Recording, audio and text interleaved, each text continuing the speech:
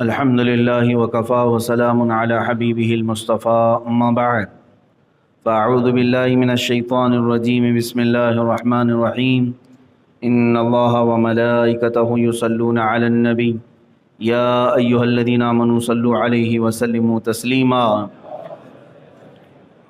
اللهم صل على سيدنا ومولانا محمد معدن الجود والكرم وآلہ واصحابہ الکرام وابنہ الکریم وبارک وسلم صلاة دائمة سرمدا ابدا بسم اللہ الرحمن الرحیم وإذا جاءهم أمر من الأمن أو الخوف أذاعوا به ولو ردوه إلى الرسول وإلى أولي الأمر منهم لعلمه الذين يستنبطونه منهم ولولا فضل الله عليكم ورحمته لاتبعتم الشيطان إلا قليلا فقاتل في سبيل الله لا تكلف إلا نفسك وحرض المؤمنين عسى الله أن يكف بأس الذين كفروا والله أشد بأسا وأشد تنكيلا صدق اللہ مولانا العظیم۔ اور جب ان کے پاس کوئی بات اطمینان یا ڈر کی آتی ہے اس کا چرچا کر بیٹھتے ہیں، اور اگر اس میں رسول اور اپنے ذی اختیار لوگوں کی طرف رجوع لاتے تو ضرور ان سے اس کی حقیقت جان لیتے یہ جو بعد میں کاوش کرتے ہیں، اور اگر تم پر اللہ کا فضل اور اس کی رحمت نہ ہوتی تو ضرور تم شیطان کے پیچھے لگ جاتے مگر تھوڑے۔ تو اے محبوب اللہ کی راہ میں لڑو، تم تکلیف نہ دیے جاؤ گے مگر اپنے دم کی، اور مسلمانوں کو آمادہ کرو، قریب ہے کہ اللہ کافروں کی سختی روک دے، اور اللہ کی آنچ سب سے سخت تر ہے اور اس کا عذاب سب سے زبردست ہے۔ یہ دو آیات ہیں جو ابھی تلاوت ہوئی۔ اس سے قبل اللہ تبارک و تعالیٰ نے قرآن حکیم کے متعلق یوں فرمایا افلا یتدبرون القرآن، قرآن میں غور و فکر کیوں نہیں کرتے؟ اور کیا قرآن اللہ رب العزت کی کتاب نہیں؟ اگر یہ اللہ کے علاوہ کسی دوسری کی کتاب ہوتی تو اس میں زبردست تم اختلاف دیکھتے ہیں، ایک آیت دوسرے آیت سے ٹکرا رہی ہوتی، یہاں کچھ اور معنی وہاں کچھ اور معنی ہوتا۔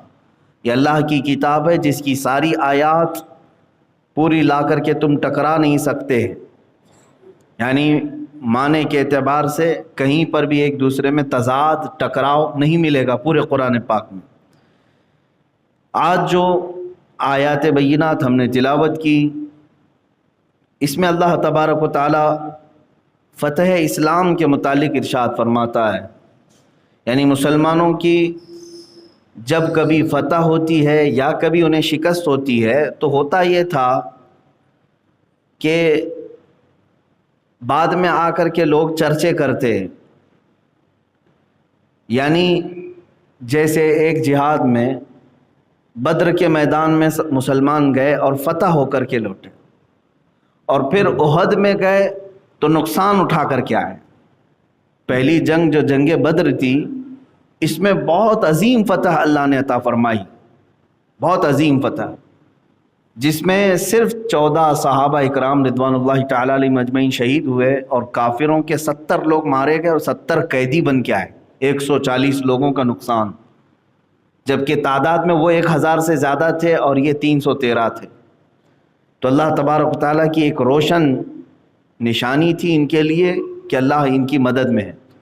لیکن دوسری جو جنگ احد ہوئی اس میں پلٹ گیا مسئلہ، 70 صحابہ کی جانیں گئی جنگ احد میں، اور کافروں کا نقصان اتنا نہیں ہوا جتنا مسلمانوں کا ہوا۔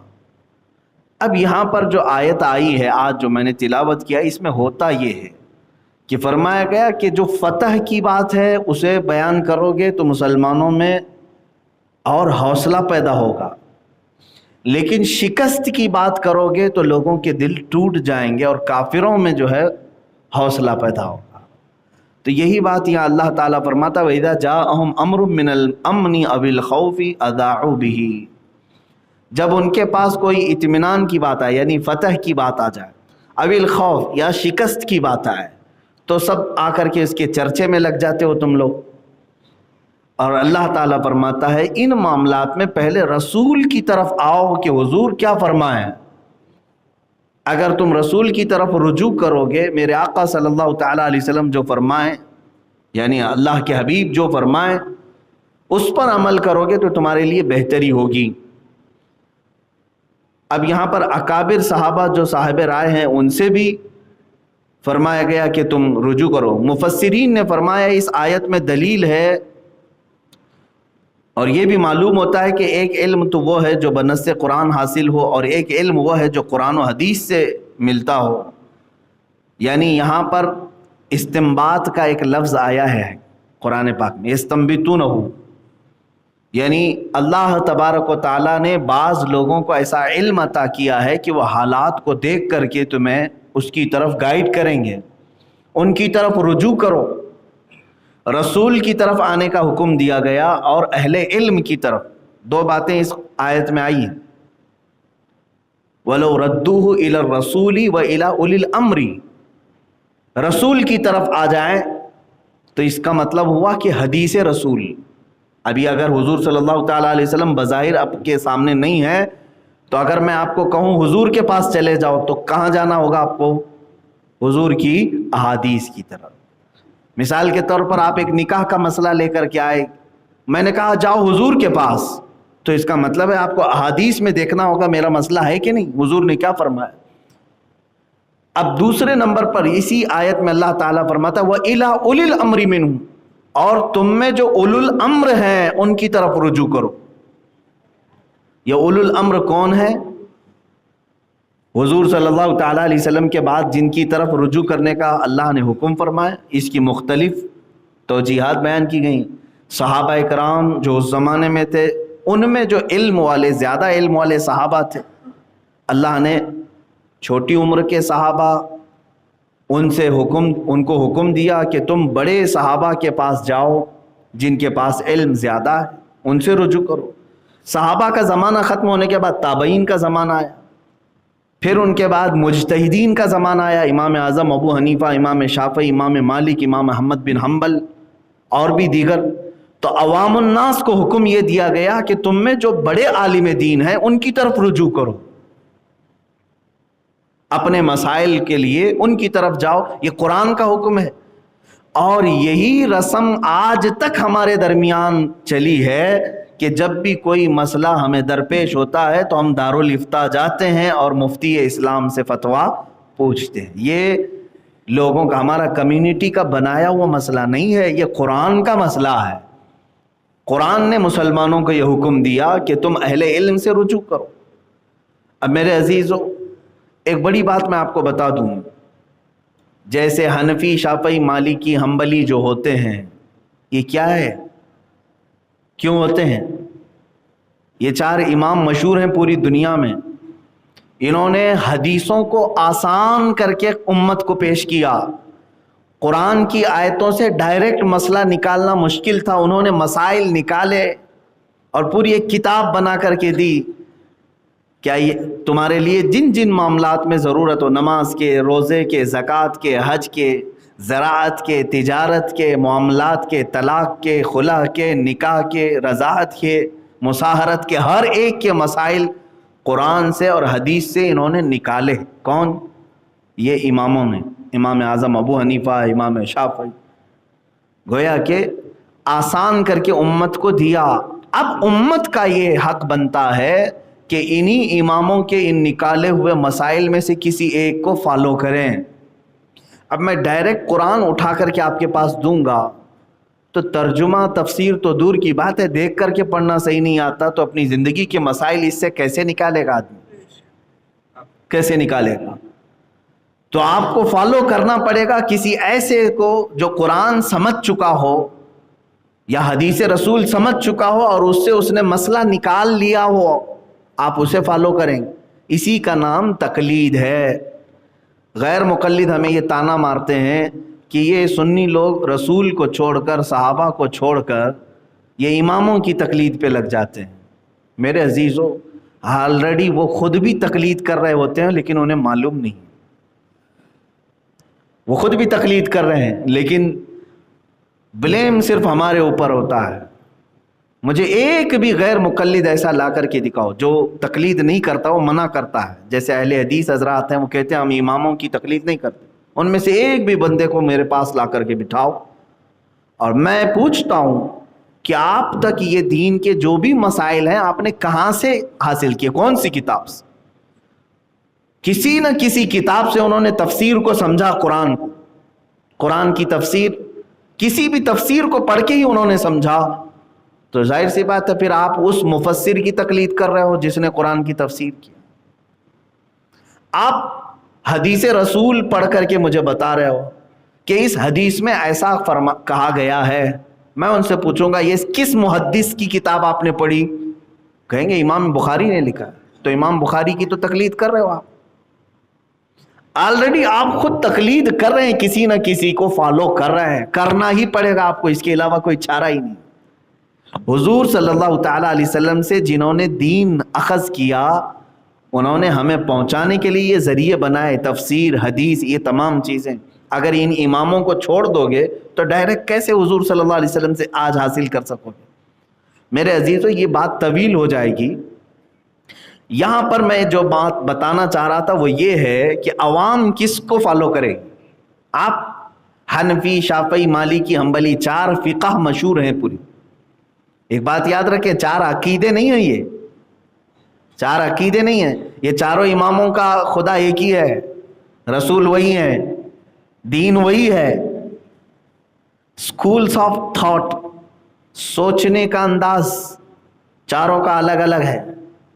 ایک ایگزامپل میں بتا دوں، قرآن میں ایک ہی آیت آئی ہے، وَامْسَحُوا بِرُؤُوسِكُمْ، وضو کے متعلق یہ ایک آیت ہے. وضو کرنے کے متعلق جو آیت آئی ہے اس میں کا ایک ورڈ میں پڑھ رہا ہوں خالی. ویسے تو اللہ تعالیٰ نے فرمایا فَاغْسِلُوا وُجُوهَكُمْ وَأَيْدِيَكُمْ إِلَى الْمَرَافِقِ وَامْسَحُوا بِرُؤُوسِكُمْ وَأَرْجُلَكُمْ إِلَى الْكَعْبَيْنِ. 4 فرض ہیں وضو میں نا. اپنا چہرہ دھو، اپنے دونوں ہاتھوں کو کہنیوں سمیت دھو، سر کا مسح کرو اور دونوں پیروں کو دھو.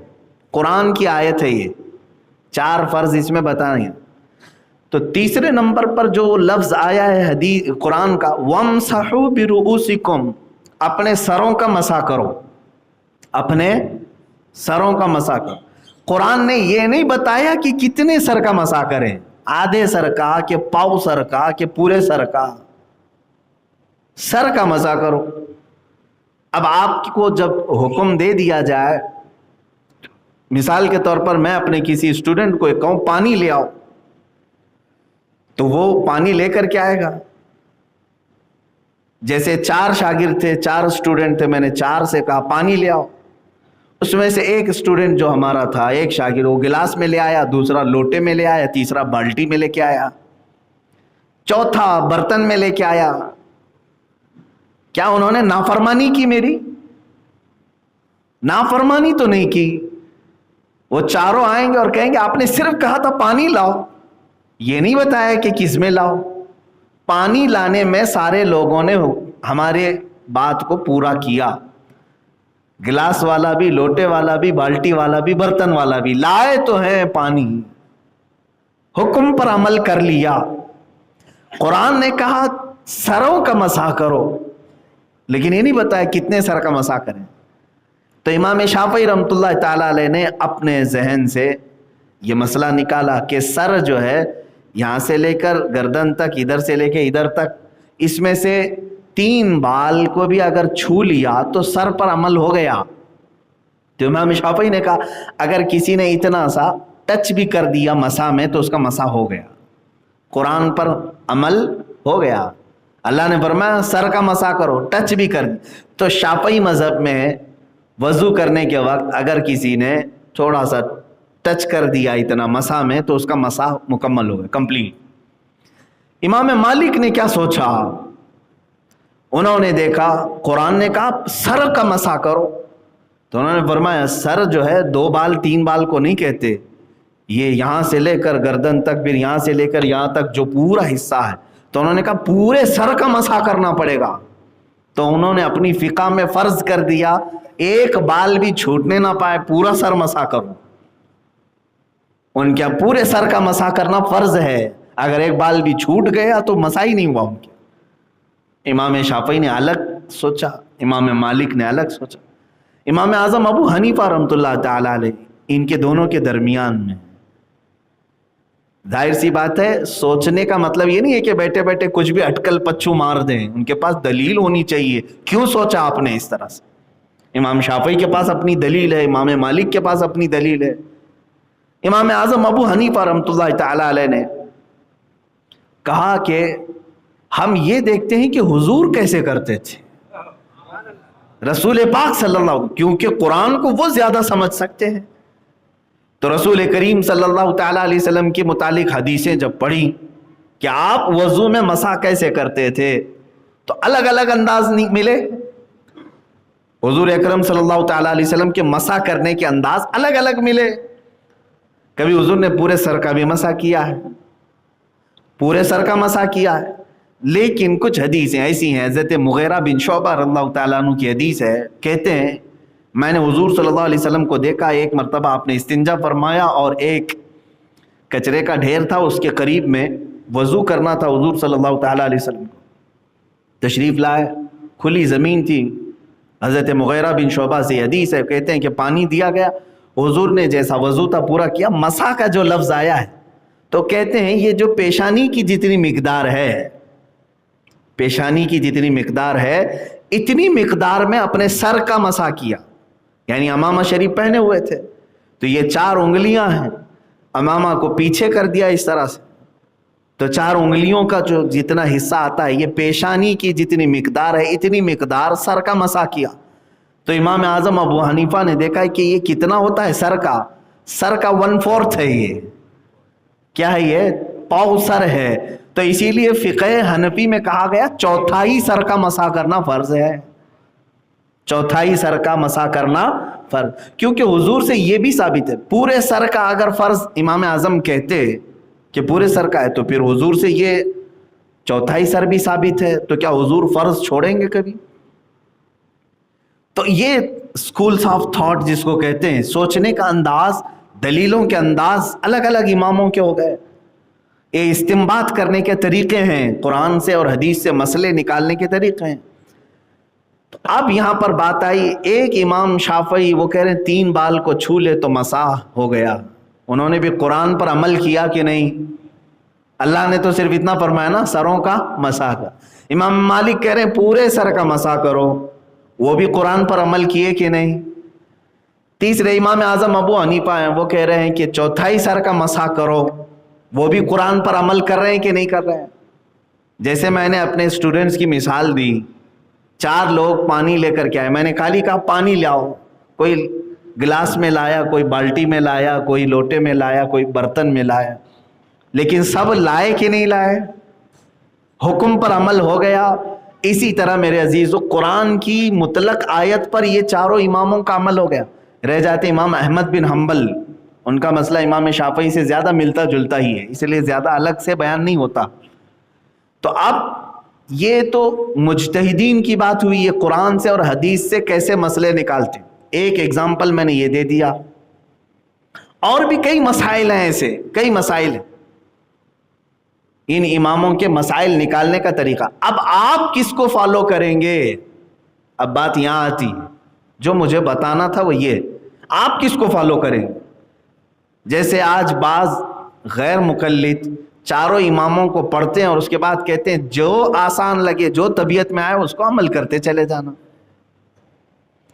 یعنی کبھی ان پر, کبھی ان پر, کبھی ان پر, 4 فقہ میں کبھی اس کا لے لیا, کبھی اس کا لے لیا. یہ مکس کھچڑی, اور یہ نظام درہم برہم ہو جائے گا اگر اس طرح سے آپ لیتے رہیں گے. اس کی ایک ایگزامپل میں بتا دیتا ہوں, اس کی ایک اور ایک ایگزامپل. ظہر کا وقت کب تک چلتا ہے, اس میں بھی اختلاف ہے.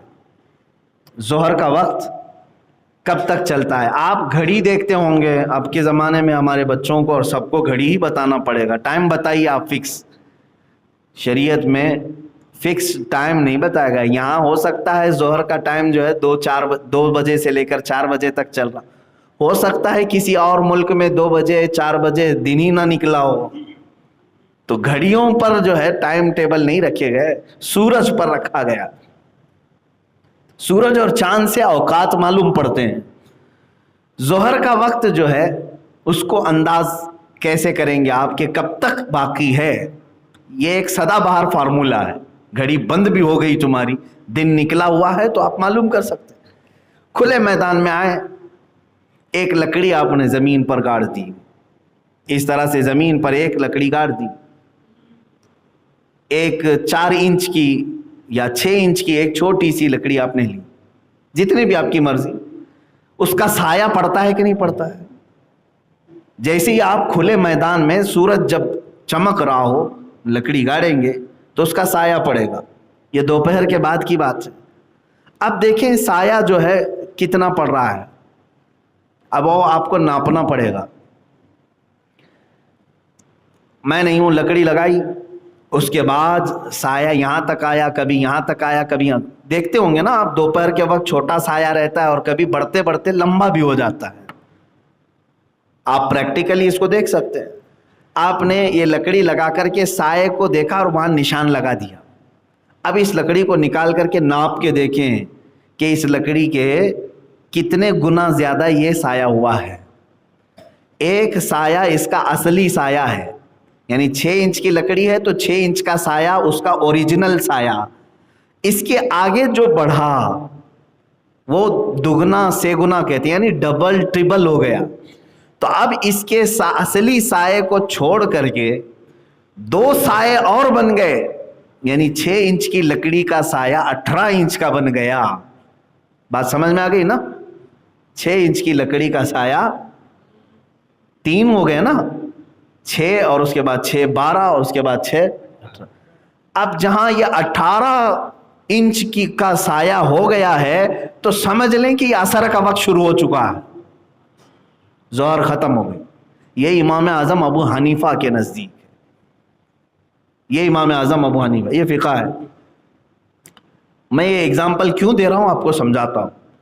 امام شافعی رحمۃ اللہ تعالی علیہ کے نزدیک انہوں نے مسئلہ اخذ کیا کہ سایہ اس لکڑی کا صرف ڈبل ہو جائے، صرف ڈبل ہو جائے، یعنی ایک کو چھوڑ کر کے دوسرا بھی آ گیا، جس کا مطلب کتنا ہوا؟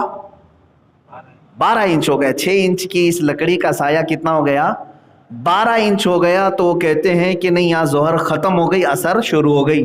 اسی لیے آپ دیکھتے ہوں گے کہ شافعی لوگوں کی عصر جلدی شروع ہوتی، جلدی شروع ہوئی، کیونکہ یہ جو اختلافی وقت ہے اب اس کو ٹائم ٹیبل میں لے کر کے آپ جائیں گے. فار ایگزامپل شروع تو ہوا تھا 1 بجے ٹائم، فار ایگزامپل ظہر کا. اب ختم کے متعلق شروع ہونے میں کسی کا اختلاف نہیں، کتنے بجے شروع ہو رہا ہے؟ سورج ڈھل جانے کے بعد وقت شروع ہو جاتا ہے، زوال کے بعد. اب ختم کہاں ہو رہا ہے اس پر 2 اماموں کا اختلاف، اور وہ بھی ایک ہی حدیث ہے. حضور اکرم صلی اللہ تعالی علیہ وسلم کی حدیث سے ثابت ہے. حضور صلی اللہ تعالی علیہ وسلم کی 2 حدیثیں ملتی ہیں کہ جبرائیل امین آئے، جبرائیل امین علیہ السلام آئے ایک دن، 5 وقت کی نمازیں انہوں نے حضور صلی اللہ تعالی علیہ وسلم کے ساتھ پڑھی اول وقت میں. اول وقت کا مطلب جب نماز کا وقت شروع ہو رہا ہے. دوسرے دن وہ آئے حضور صلی اللہ علیہ وسلم کے ساتھ 5 وقت کی نمازیں پڑھے، ہر نماز کے لاسٹ ٹائم پر. تو یہ بتانا تھا کہ ہر نماز کا ٹائم کب سے شروع ہو کر کب ختم ہوتا ہے. یہ 2 حدیثیں.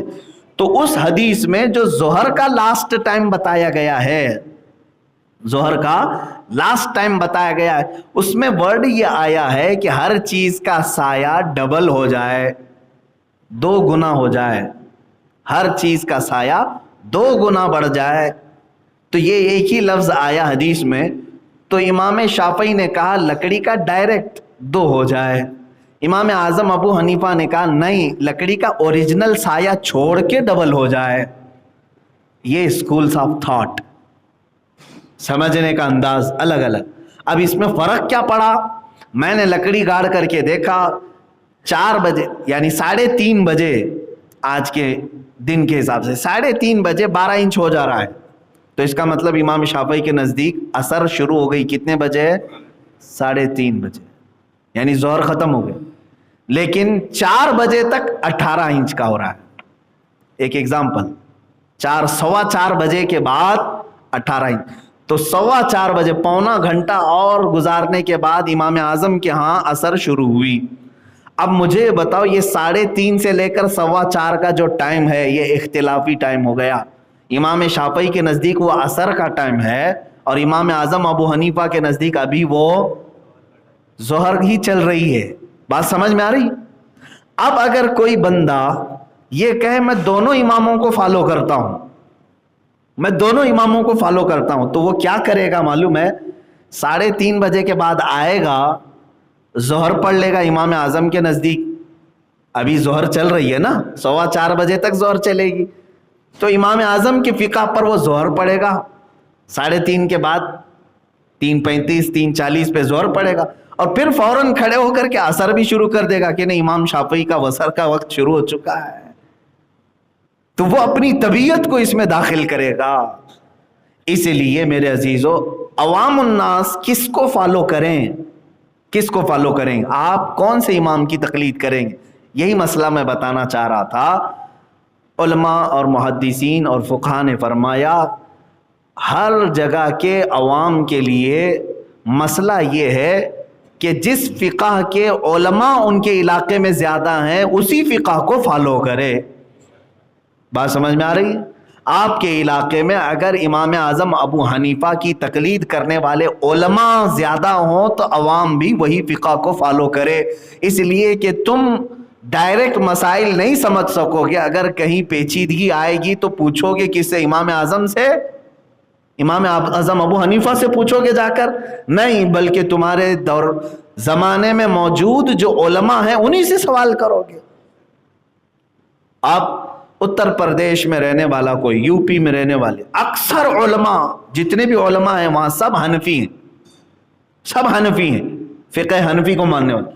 وہاں کوئی اٹھا اور کہا کہ نہیں میں آج سے شافعی بن جاتا ہوں، امام شافعی کو فالو کروں، تو اس کی اتنی کیپیسٹی نہیں کہ نماز کے مسائل، روزے کے مسائل، حج کے مسائل وہ امام شافعی کے کہاں سے ڈھونڈ کر کے لائے گا؟ پھر علماء کے پاس اسے جانا پڑے گا۔ تو وہاں جو موجود علماء ہیں وہ فقہ حنفی کے علماء ہیں، تو اسے ایسے فقہ کو فالو کرنا ہوگا جو اس کے علاقے میں، اس کے زمانے میں جس فقہ کے علماء زیادہ ہیں۔ اب کیرلا میں جائیں، کیرلا میں تقریباً سب شافعی ہیں، کوکن کے علاقے میں اکثر شافعی ہیں۔ اب وہاں پر کوئی یہ کہے کہ نہیں میں مالکی بن کر کے رہوں گا، تو مسائل کس سے پوچھے گا جا کر کے؟ علماء سب شافعی ہیں۔ تو اس کا مطلب یہ ہوا کہ عوام الناس ڈائریکٹ یہ چاروں اماموں کو فالو نہیں کرتے، بلکہ اپنے زمانے کے علماء کو فالو کرتے ہیں۔ یہی قرآن کہہ رہا ہے کہ جب تمہارے درمیان کوئی اختلافی مسئلہ آئے تو اہل علم سے رجوع کرو جو تمہارے زمانے میں موجود ہے۔ یہ قرآن کا حکم ہے۔ اب آگے چلے، آیت میں اللہ تعالیٰ کیا فرما رہا ہے؟ وَلَوْلَا فَضْلُ اللَّهِ عَلَيْكُمْ وَرَحْمَتُهُ لَاتَّبَعْتُمُ الشَّيْطَانَ إِلَّا قَلِيلًا۔ اگر اللہ کا فضل اور اس کی رحمت تمہارے ساتھ نہ ہو تو شیطان تو تمہیں کسی بھی جگہ لے کر چلا جائے، تم شیطان کے پیچھے لگ جاؤ گے، مگر تھوڑے لوگ۔ اس آیت سے یہ بات سمجھ میں آتی ہے میرے عزیزو، سلطان الاولیاء سیدنا عبد القادر جیلانی رحمہ اللہ تعالیٰ ایک بار نماز ادا کر رہے ہیں کھلے میدان میں، آسمان کا ایک ٹکڑا جو ہے ان کے اوپر سایہ بن گیا، چھاؤں ان پر ہے، باقی آس پاس سب دھوپ ہے۔ آپ نے نماز ادا کی۔ کسی اور کے ساتھ ایسا ہو تو وہ سب اپنی اتنی بڑائی ظاہر کر دے کہ میرے ساتھ تو آج بڑی کرامت ہو گئی ہے۔ آسمان کا ٹکڑا صرف سایہ ہی نہیں بنا بلکہ اس سے آواز بھی آنے لگی۔ کیا آواز آنے لگی کہ اے عبد القادر، میں تیرا خدا ہوں، میں نے تیری عبادت کو پسند کیا، میں نے آج سے تجھ پر جتنے حرام تھے سب حلال کر دیا، جو کچھ بھی تیرے لیے حرام تھے ساری چیزیں میں نے حلال کر دیا، تیرے لیے شراب حلال ہو گئی، عورتیں سب حلال ہو گئی۔ یہ اس ابر کے ٹکڑے سے آواز آئی۔ حضرت سیدنا عبد القادر جیلانی رحمۃ اللہ تعالیٰ فوراً نماز کے بعد کہتے ہیں کہ یہ آواز میرے رب ذوالجلال کی طرف سے ہرگز نہیں ہو سکتی ہے۔ جو چیز میرے مصطفیٰ کریم صلی اللہ تعالیٰ علیہ وسلم کے لیے حرام ہو گئی ہو، عبد القادر کے لیے وہ کیسے حلال ہو سکتی؟ اور قیامت تک کے لیے کوئی حلال نہیں کر سکے گا. یہ جواب حضرت سیدنا عبد القادر جیلانی کا ہے. یہ جھوٹے 2 نمبر پیر اپنے لیے بہت ساری چیزیں حلال کر لیتے اور وہ کہتے ہیں ہمارا معاملہ الگ ہے. تمہارا معاملہ کیسے الگ ہو سکتا ہے؟ نمازیں معاف کر کے بیٹھے ہوئے ہیں بہت سارے لوگ. پیر صاحب نماز کیوں نہیں پڑھتے؟ کہا نہیں ہم تو کعبے میں پڑھتے ہیں، آپ کو نظر نہیں آتے. تو کھانا یوں کیوں کھاتے ہو؟ کھانا یہاں کیوں کھاتے ہو؟ سوتے یہاں کیوں ہو؟ یہ ان کے ایسے پیروں کے لیے جو نماز کعبے میں پڑھنے کی بات کرتے ہیں، مدینے میں پڑھنے کی بات کرتے ہیں، 2 دن کھانا دینا بند کر دو ان کو. کہو حضرت آپ جب نماز کے لیے مکہ جائیں وہیں سے کھجور کھا کے آ جائیں، زمزم پی کر کے آ جائیں، کھانا وہیں کھا کر کے آ جائیں. میرے عزیزوں مجھے ایک بھی ایسی روایت بتا دو کہ ہمارے اتنے بڑے اکابر اولیاء کاملین میں کسی نے نماز قضا کی ہو. سرکار غریب نواز رضی اللہ تعالیٰ عنہ، حضرت سیدنا عبد القادر جیلانی رضی اللہ تعالیٰ، کبھی ان کی ایک نماز قضا کیا ہے انہوں نے جان بوجھ کر؟ یا اپنے کسی مرید سے کہا ہے کہ تم نماز نہ پڑھو میں تجھے بخشوا دوں گا، معاف کرا دوں گا؟ مجھے ایک روایت ایسی بتا دو. جب وہ پیران پیر ہو کر، بڑے ولی ہو کر، کبھی انہوں نے ایسا اعلان نہیں کیا. تو پھر یہ حرام حلال سب استعمال کرنے والے 2 نمبر کے جعلی پیر کیسے کہہ سکتے ہیں کہ تو نماز نہ بھی پڑھے تو میں تجھے معاف کرا دوں گا، میں ہوں نا تیرے پیچھے؟ بہت سارے مرید اسی بات میں ہیں، پیر صاحب بخشوا دیں گے. کہاں بخشوائیں گے؟ وہ خود جہنم میں جا رہے ہیں اپنے بدعمالیوں کی وجہ سے. عزیزان گرامی، حضرت سیدنا عبد القادر جیلانی رضی اللہ تعالیٰ عنہ جب یہ آواز سنتے ہیں تو جواب کیا دیتے ہیں؟ یہ میرے خدا کی ہو ہی نہیں سکتی، میرے رب کی طرف سے نہیں ہو سکتی یہ چیز. یہ تو ابلیس ہے، شیطان ہی ہے جو مجھے بہکانے کی کوشش کر رہا ہے. تو وہ بادل کا سایہ جو تھا وہ دھواں بن کے چلا گیا. شیطان اتنا بھی کر سکتا ہے، اندازہ کرو. وہ آسمان پر ابر بن کر کے تمہارے اوپر چھاؤں لا سکتا ہے. اس کا مطلب یہی ہوا نا، وہ ہوا ہو گیا، دھواں ہو کر کے ختم ہو گیا. اور پھر ابلیس لعین سامنے آیا، کہا پہچان لیا تو نے عبد القادر؟ تو بہت بڑا عالم ہے، بہت بڑا عالم ہے تو، اور تیرے علم نے تجھے آج بچا لیا. اگر تو عالم دین نہیں ہوتا تو میں تجھے گمراہ کر دیتا. اب سنو، سرکار عبد القادر جیلانی رضی اللہ تعالیٰ عنہ کہا کہ اے ابلیس لعین، تو دوبارہ مجھے گمراہ کرنا چاہ رہا ہے. میرے علم نے نہیں بچایا، اللہ کے فضل نے بچایا. وہی رب تعالیٰ فرماتا وَلَوْلَا فَضْلُ اللَّهِ عَلَيْكُمْ وَرَحْمَتُهُ لَاتَّبَعْتُمُ الشَّيْطَانَ. اگر اللہ کا فضل اور اس کی رحمت تمہارے ساتھ نہ ہو تو تم تو شیطان کے پیچھے لگ جاؤ گے. یہ اللہ کا فضل ہے جو ہمیں بچایا ہوا ہے. اسی لیے میں نے اعوذ باللہ من الشیطان الرجیم کی تفسیر میں یہ عرض کیا تھا شروع میں. مفسر شہیر حضرت حکیم الامت احمد یار خان نعیمی رحمۃ اللہ تعالیٰ علیہ نے بھی اس کو بیان فرمایا کہ ہم قرآن پڑھنے کے وقت اعوذ باللہ کیوں پڑھتے ہیں؟ تعوذ جس کا مطلب ہوتا ہے نا، میں پناہ مانگتا ہوں، اے اللہ تیری پناہ مانگتا ہوں. کس سے؟ شیطان مردود سے. ہم ہمیشہ پناہ مانگیں. اور آپ تو یہ سوچتے ہوں گے کہ صرف قرآن پڑھنے کے وقت تعوذ پڑھنا چاہیے، بلکہ ہمارے بزرگوں نے بہت ساری زندگی میں عملیات بھی بتائے ہیں کہ تعوذ پڑھو. آپ جب آپ کو گناہوں کی خواہش ہونے لگ جائے اور اپنے آپ کو کنٹرول میں نہیں لا پا رہے ہو تو اعوذ باللہ کی کثرت شروع کر دو. اعوذ باللہ من الشیطان الرجیم، اعوذ باللہ من الشیطان الرجیم، زیادہ سے زیادہ پڑھنے لگ جاؤ. اعلیٰ حضرت فاضل بریلوی رحمۃ اللہ تعالیٰ علیہ خود فرماتے ہیں کہ میں سب سے زیادہ تعوذ پڑھتا ہوں.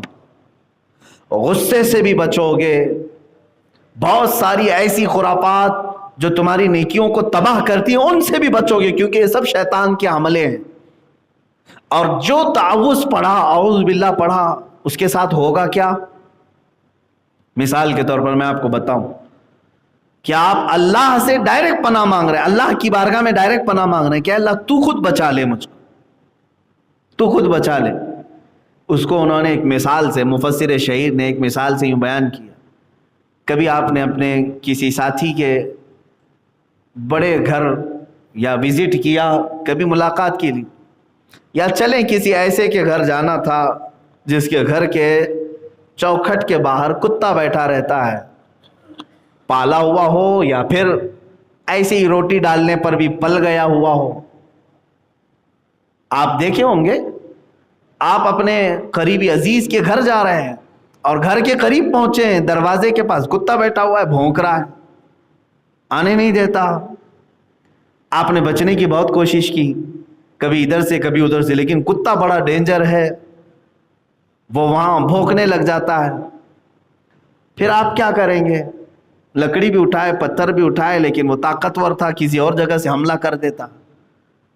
تو آپ نے آواز لگائی اپنے دوست کو ہی، کہا کہ بھائی باہر آ جاؤ ذرا، تم اپنے کتے کو سنبھالو، مجھے اندر آنے نہیں دے رہا ہے. تو یہ ایک دنیا کی مثال ہے تقریب فہم کے لیے. وہ آیا، کتا اسے جانتا ہے، کتے سے اس نے تم کو الگ کر دیا اور دروازہ کھلا، اندر چلے. تو یہ تو ایک دنیاوی ایک تقریب فہم کے لیے بتایا گیا، بلا تشبیہ بلا تمثیل. اللہ کی بارگاہ میں ہم نہ کوئی مثال دے سکتے نہ کوئی تشبیہ.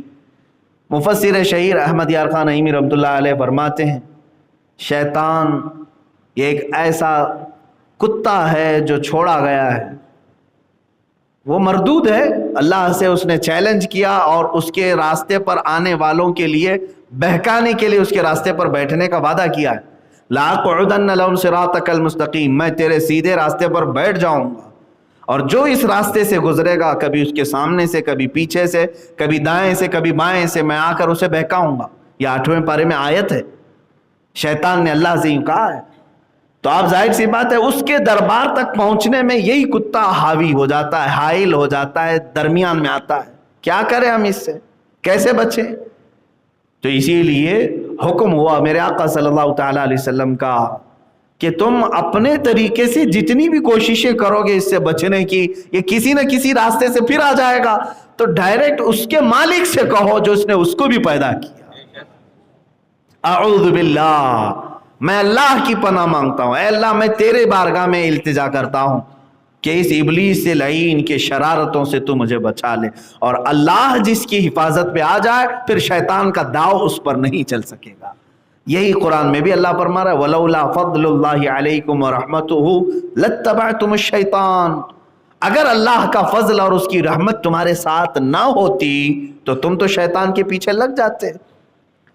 اے میرے عزیزو، یہاں پر یہ فخر کی بھی بات ہے، گرو کی بات ہے کہ آج تم اسلام میں ہو اور اہل سنت و جماعت میں ہو. اللہ نے اپنی اور اپنے حبیب اور محبوبوں کی محبت تمہارے سینے میں رکھا. یہ اللہ کا فضل اور اس کی رحمت نہیں ہے تو اور کیا ہے؟ اللہ تعالیٰ نے تمہارے ساتھ فضل کا معاملہ کیا، تمہارے ساتھ رحمت کا معاملہ کیا، ورنہ تم بھی شیطان کے پیچھے لگے رہتے. جو لوگ شیطان کے پیچھے اس کے راستوں پر آج ہیں، اس کا مطلب ہے وہ فضل خدا سے محروم ہیں، رحمت الہی سے محروم ہیں. انہیں اللہ کا فضل اور اس کی رحمت نہیں ملی جو شیطان کے پیچھے لگ گئے. اور جو وہاں سے چھٹکارا حاصل کر کے اس کے دربار میں پہنچ گئے، اس کا مطلب ہے کہ اللہ کا فضل انہیں مل گیا، اللہ کی رحمت تمہیں مل گئی. آپ یہ سوچتے ہوں گے نا، بار بار تو یہ ہم نے تقریروں میں سنا ہے اللہ کا فضل، اللہ کی رحمت، ہوتی کیا ہے یہ؟ اس کو فیل کیسے کریں گے؟ میرے عزیزوں، یہاں مسجد میں بیٹھ کر فیل کرو، محسوس کرو. یہ جو تم اب تک بیٹھے ہوئے ہو یہ اللہ کا فضل ہی ہے جو تمہیں بٹھایا، اس کی رحمت ہی ہے. قرآن کہہ رہا ہے اگر تمہارے ساتھ وہ فضل اور رحمت کا معاملہ نہ کرے تو تم شیطان کے پیچھے لگ جاؤ، وہ تمہیں یوں بھگا لے جائے گا. اچھا، حدیث میں یہ ملتا ہے ان الشیطان لیجری مجری الدم. شیطان کیسے آتا ہے معلوم ہے؟ تمہارے جسم میں اتنی تیز دوڑتا ہے جیسے خون دوڑتا ہے. خون کی بھی رفتار اتنی نہیں ہوگی جتنا شیطان تمہارے جسم میں ہلچل کرتا ہے. اب نماز کے لیے آپ آتے ہیں تب بھی تمہارے درمیان آتا ہے، یہاں تک بھی کوشش کرتا ہے بہکانے. اور جیسے ہم کو ناف پہ ہاتھ باندھنے کا حکم ہے نا، اللہ اکبر کہہ کے ہم ناف پہ ہاتھ باندھ لیتے ہیں نا، دونوں رکعت باندھتے ہیں. اس کی حکمت میں بعض علماء نے یہ لکھا ہے کہ شیطان ناف کے راستے سے اندر داخل ہو کر کے اس کے دل میں وسوسے پیدا کرتا ہے. تم اپنی ناف پر ہاتھ رکھ لو، اللہ اکبر، تحریمہ کا ہاتھ، تاکہ اس کی شرارتیں تمہارے جسم کے اندر نہ جائیں۔ یہ ایک تعویل ہے، علماء اکرام نے اس کی بیان فرمائے، واللہ ورنہ ہاتھ ہم کیوں باندھتے ہیں، کیوں نہیں، اس کی حکمت جاننا ہمارے لیے ضروری نہیں، میرے نبی نے کیا بس یہ کافی ہے۔ بعض علماء نے حکمتیں بیان کی۔ دوسری بات، صفوں کو پر کرنے کا حکم دیا گیا۔ سوشل ڈسٹینس والے آج اس کو سن سکتے ہیں۔ اللہ کے نبی صلی اللہ تعالیٰ علیہ وسلم جب نماز کے لیے کھڑے ہوتے، حیرت کی بات ہے آج میرے آقا کے فرامین کو پیچھے ڈال دیا گیا۔ ارے کورونا کی امامت چل رہی ہے، کورونا کی جماعت چل رہی ہے، میرے نبی کی امامت اور میرے نبی کی جماعت کہاں ہے؟ پھر بھی اللہ کا فضل ہے جو ہم بچے ہوئے ہیں۔ سوشل ڈسٹینس کے نام پر ایک اس طرح کا، یہ دنگائی لوگ ہیں، یہ اپنے مطلب کے۔ میں آج یہ کورونا کو صرف اتنا ہی سمجھ رہا ہوں، یہ ہفتہ وصولی والے جس طرح گنڈوں کے پاس ایک کوئی چیز ہوتی تھی، ویسے ہی ان کے پاس، گورنمنٹ کے پاس ایک کورونا نام کی چیز آ گئی ہے۔ بس فرق کچھ بھی نہیں، یہ لیگل گنڈے ہیں، وہ انلیگل گنڈے ہوتے تھے۔ بس یہی، جہاں تمہیں ٹارگٹ کرنا ہو، کورونا ہے، یہ کراؤڈ الاؤڈ نہیں ہے۔ باقی چاہے تم 50,000 کی ریلی کر لو، الیکشن کر لو، سب چلے گا۔ تو یہ وہی ہفتہ وصولی والا جو سسٹم ہوتا تھا، یا پھر یوں سمجھ لیں کہ کچھ لوگ تمہارے گھروں کو اگر ختم کرنا چاہیں تو تمہیں انلیگل بتا بھی سکتے ہیں۔ ایک بار پولیس پکڑ لے تو تمہاری گاڑی میں لائسنس سے لے کر اس کے ٹائر، اس کے پیٹرول، اس کے دھواں، پالیوشن، سب چیزوں کو دکھانا جتنا دکھاتے جاؤ کچھ نہ کچھ ملتا جاتا ہے۔ تو جسے ٹارگٹ کرنا ہے 150 کے لیے، اس کے پاس کوئی نہ کوئی چیز مل جاتی ہے۔ اسی طرح سے کورونا کو آج یوز کیا جا رہا ہے۔ خیر، سوشل ڈسٹینس کی بات آئی، میں یہاں کیوں کہہ رہا تھا، وہ بات یہ ہے کہ اللہ کے نبی صلی اللہ تعالیٰ علیہ وسلم جب امامت کے لیے کھڑے ہوتے تو آپ پیچھے مڑ کر کے صفوں کو دیکھتے اور ارشاد فرماتے، استووا صفوفکم، سووا صفوفکم۔ بہت سارے اماموں نے یہ کہنا بھی چھوڑ دیا، یہ سنت ہے، رسول پاک صلی اللہ تعالیٰ علیہ وسلم کی سنت ہے۔ شروع میں بعض لوگوں نے مجھ سے یہ سوال کیا تھا کہ آپ نماز پڑھانے سے پہلے کیا بولتے ہیں، اور ہم نے کبھی یہ اس طرح سے نہیں دیکھا، آپ کیوں الگ سے کوئی نئی نماز پڑھا رہے ہیں؟ نہیں میرے عزیز، کچھ بھولی ہوئی سنتوں کو زندہ کرنا چاہ رہے ہیں۔ رسول کریم صلی اللہ تعالیٰ علیہ وسلم کی عظیم سنت مبارکہ تھی، صفوں کو درست کرتے، جب تک صفیں درست نہیں ہوتی نماز قائم نہیں کرتے۔ الگ الگ الفاظ ہیں حدیث پاک میں، تراسو، حضور فرماتے کندھے سے کندھا ملا لو، وسد الخلل، فرماتے کہ خلل بیچ میں جو گیپ ہے اس کو پورا کر دو، تھوڑا سا بھی گیپ مت رکھو۔ نبی فرما رہے ہیں سد الخلل، عربی کا لفظ ہے، آپ دیکھ لیں کہیں پر بھی ڈکشنری میں، جس کا مطلب ہوتا ہے چھوٹے سے بھی گیپ کو پورا کرو۔ اور تم اس نبی کے فرمان کو پلٹ کر کہہ رہے ہو سوشل ڈسٹینس، دور ہو جاؤ، ٹچ نہ کرو ایک دوسرے کو۔ تو شریعت کس کی ہے؟ اللہ کے رسول صلی اللہ تعالیٰ علیہ وسلم۔ میرے آقا صلی اللہ تعالیٰ علیہ وسلم کیا وہ حکیم نہیں تھے؟ حضور اکرم صلی اللہ تعالیٰ علیہ وسلم کو یہ بات نہیں معلوم تھی کہ کسی دوسرے کے کندھے کو ٹچ کرنے سے بیماری آ سکتی ہے؟ معاذ اللہ، کیا تم ان سے بھی بڑے حکیم ہو رسول پاک صلی اللہ علیہ وسلم سے؟ میرے عزیز، جس کو کرنا ہے وہ کرے، جس کو کرنا ہے وہ کرے۔ لیکن جہاں تک میری بات ہے، مجھ سے اگر پوچھو گے، میں اس چیز کا قائل نہیں ہوں۔ میں اگر جماعت میں کھڑا رہوں، مجھ سے اگر کوئی ٹچ نہیں ہونا چاہتا ہے وہ جائے دور، لیکن میں اس کی دعوت ہرگز نہیں دوں گا، اس لیے کہ میرے نبی نے خلل پورا کرنے کا حکم دیا ہے۔ اب سنو، کیوں خلل پورا کرو، یہ گیپ کیوں بھرو، یہ گیپ کو کیوں کمپلیٹ کرو؟ کیوں کہا گیا ہے کہ صفوں کے درمیان کوئی جگہ خالی نہیں ہونی چاہیے؟ رسول کریم صلی اللہ تعالیٰ علیہ وسلم کی دوسری حدیث ہے جس میں فرمایا، اگر تم نے صف کے درمیان فرجا کہتے ہیں کشادگی رکھی، گیپ رکھا، تو فرمایا گیا کہ اس جگہ شیطان آ جائے گا جو دونوں کے دلوں میں وسوسہ پیدا کرے گا۔ ادھر بھی اور ادھر بھی، اور دونوں کی نمازوں کو خراب کرے گا۔ میرے عزیزو، یہ اسلام ہی ہے جو تمہیں کندھے سے کندھا لگانے کا بھی حکم دیتا ہے اور دل سے دل ملانے کا بھی حکم دیتا ہے۔ آپ ہرگز یہ نہ سمجھیں کہ میرے بغل میں کھڑے ہونے والا کوئی غریب ہے، مجھ سے ٹچ کیسے ہو رہا ہے؟ نہیں، ہم نے اسلام کو دیکھا ہے کہ جہاں صدیق اکبر کھڑے ہوتے ہیں ان کے بغل میں بلال حبشی بھی کھڑے ہو جاتے ہیں۔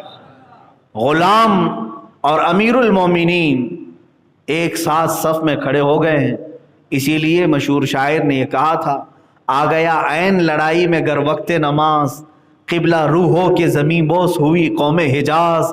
ایک ہی صف میں کھڑے ہو گئے محمود و ایاز، نہ کوئی بندہ رہا نہ کوئی بندہ نواز۔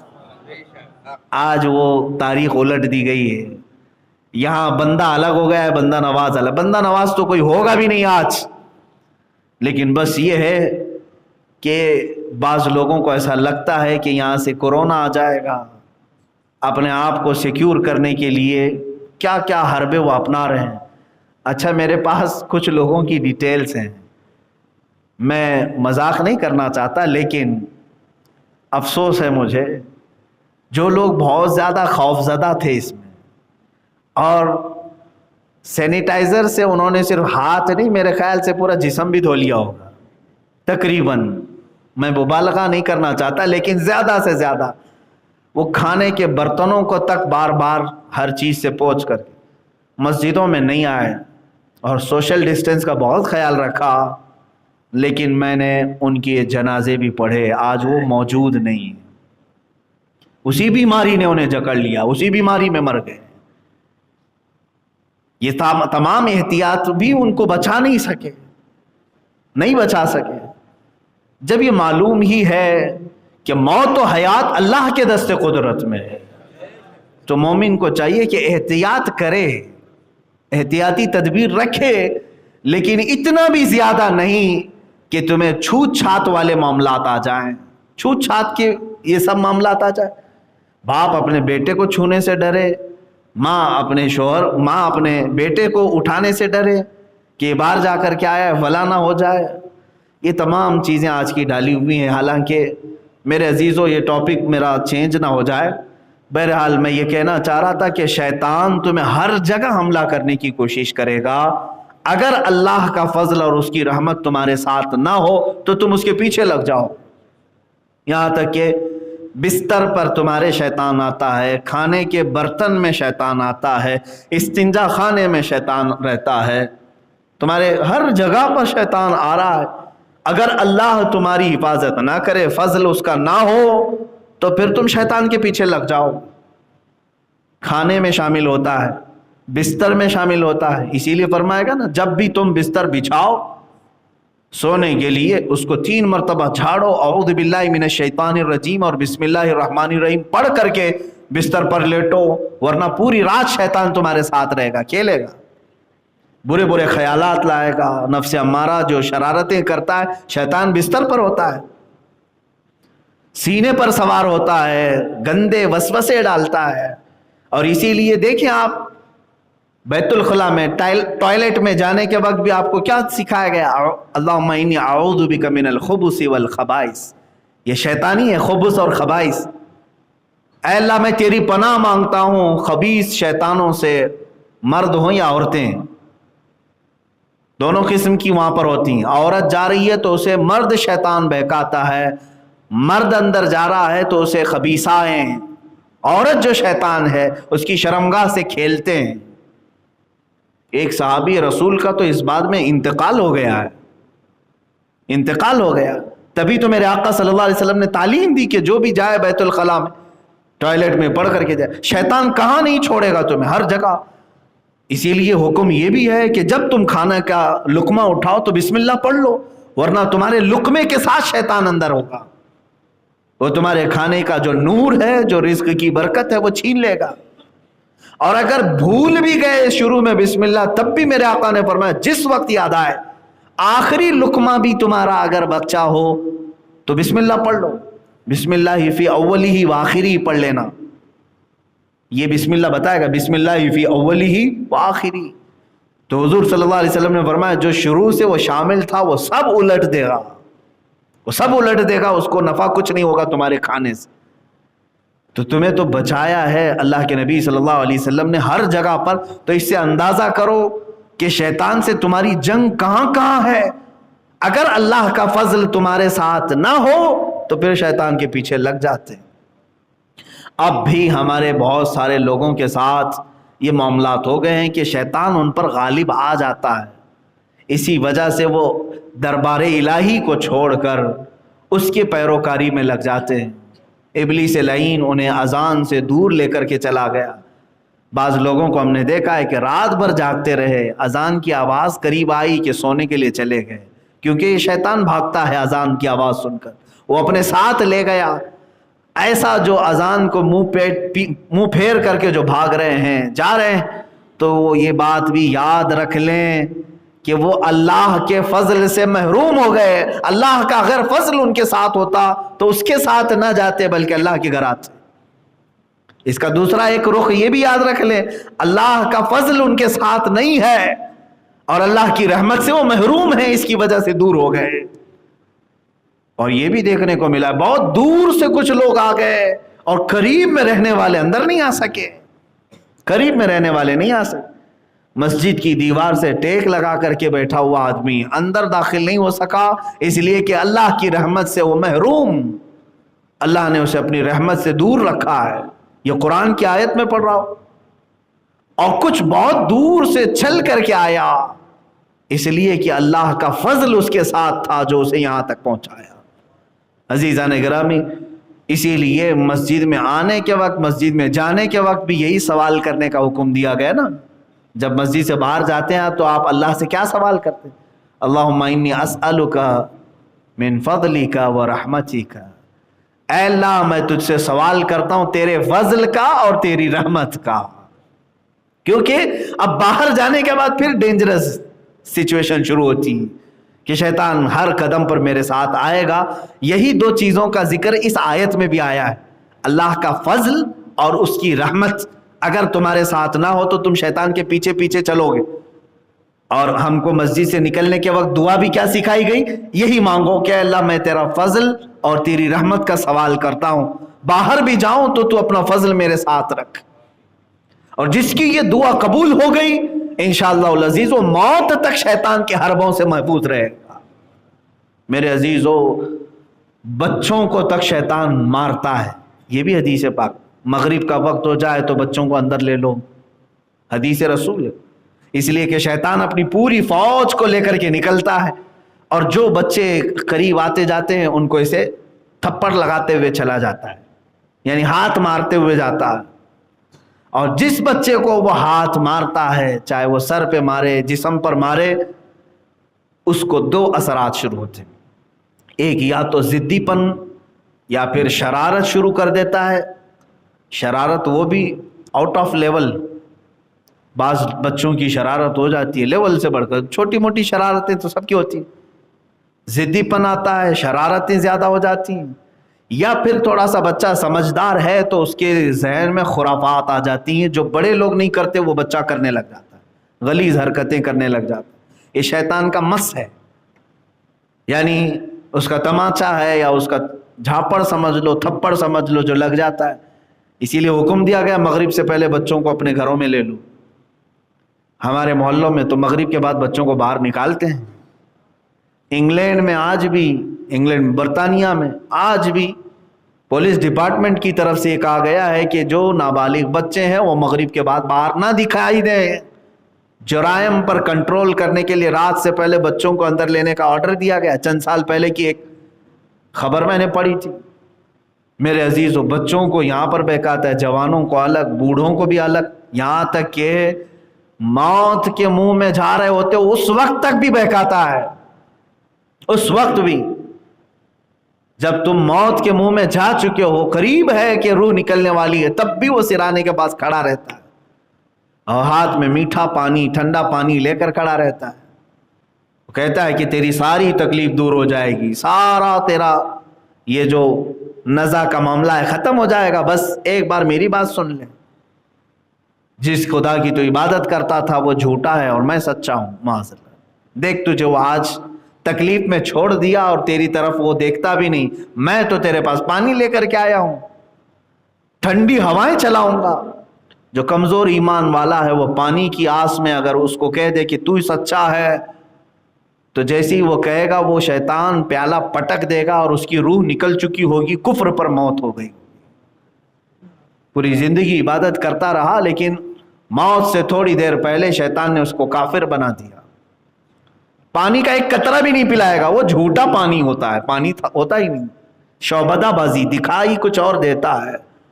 تو مجھے بتاؤ میرے عزیزوں، ہماری جنگ تو موت کے منہ میں جانے تک شیطان کے ساتھ ہے، اور آپ اتنے ہلکے میں لے کر کے اگر اس کو آسان زندگی گزارنے لگیں تو سمجھ لو کہ پھر خاتمہ کیسا ہوگا، خاتمہ کیسا ہوگا۔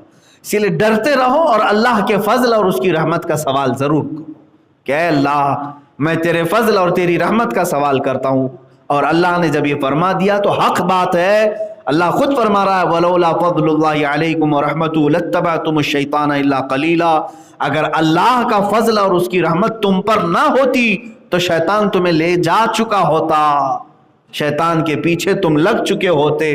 اے اللہ جس طرح آج تک تو نے ہم پر فضل کیا ہے، دین اسلام پر قائم رکھا ہے، اہل سنت و جماعت پر رکھا ہے، تیرے حبیب کا اور تیرے محبوبوں کا سچا ہمیں معتقد بنایا ہے، ان کی محبت رکھا ہے، قرآن کی عظمت ہمارے سینوں میں بٹھائی ہے، قرآن کا احترام تو نے آج ہمیں دیا ہے، تو یہ سب تیرا فضل ہے مولا۔